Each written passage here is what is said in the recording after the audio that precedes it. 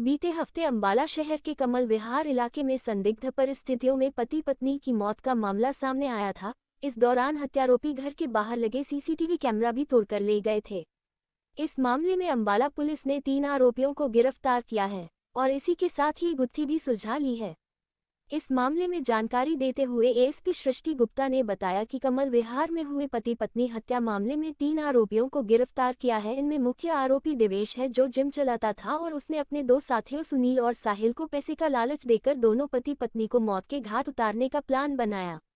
आरोपी मृतक के घर उनका कमरा किराए पर लेने के लिए गए और एडवांस देने के नाम पर संजय जोशी के घर में दाखिल हुए और पहले देवेश ने संजय जोशी का गला घोटा, उसके बाद उसे चाकू मार दिया तो दूसरी तरफ उसके 2 साथियों ने पारुल जोशी को मौत के घाट उतार दिया।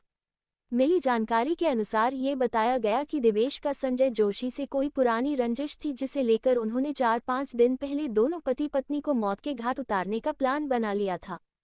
फिलहाल इन्हें कोर्ट में पेश कर रिमांड लिया जाएगा और अन्य बरामदगी की जाएगी।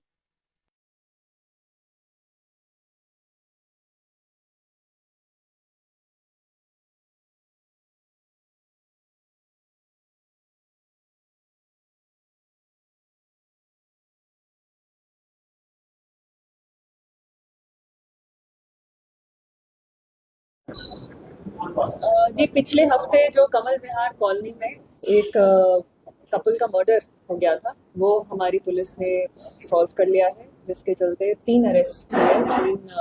इट वाज अ 3-मैन जॉब, 3 लोगों की संलिप्तता थी।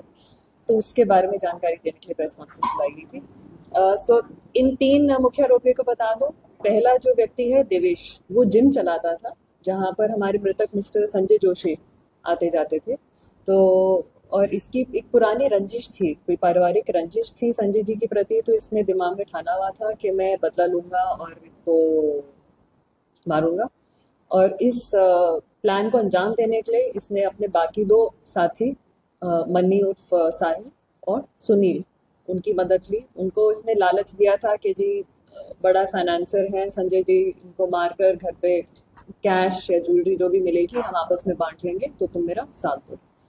और इन तीनों ने इस प्लान को अंजाम देने के लिए एक जो भूमिका बनाई इनके घर में एंट्री लेने के लिए, वो ये थी कि इनका मृतक का जो फर्स्ट फ्लोर था वो खाली था और वो किराए पे चढ़ाना चाह रहे थे इसे। तो ये एज पोटेंशियल टेनेंट्स या किराए का मकान ढूंढते हुए वहाँ तक पहुँचे। उनको बोला और संजय जी को बोलते हैं कि जी हम आपका जो फर्स्ट फ्लोर है वो किराए पे लेना चाहते हैं।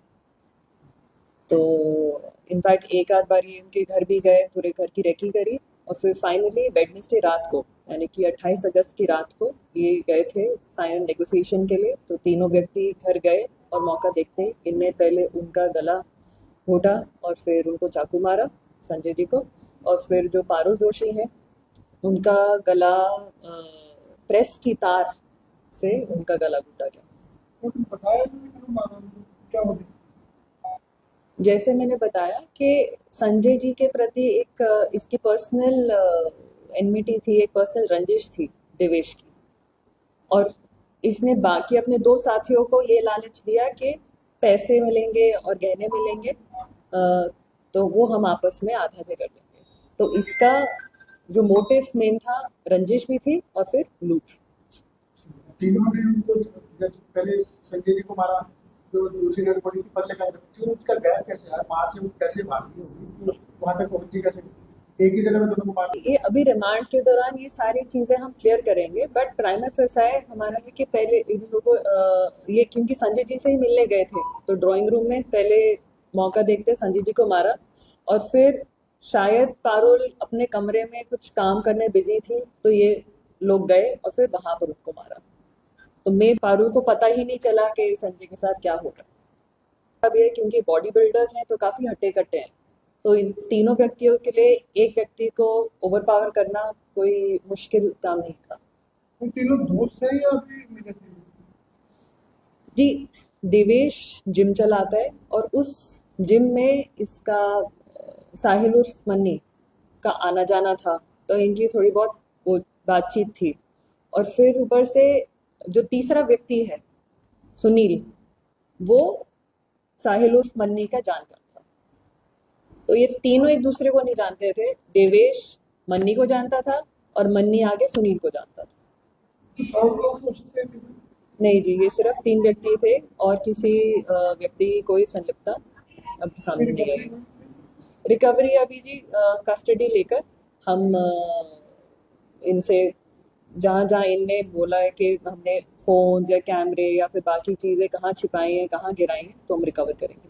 सीसीटीवी अभी हम सीसीटीवी कैमरास रिकवर कर नहीं पाए, तो एक बार रिकवरी हो जाएगी, then we will try to recover the footage.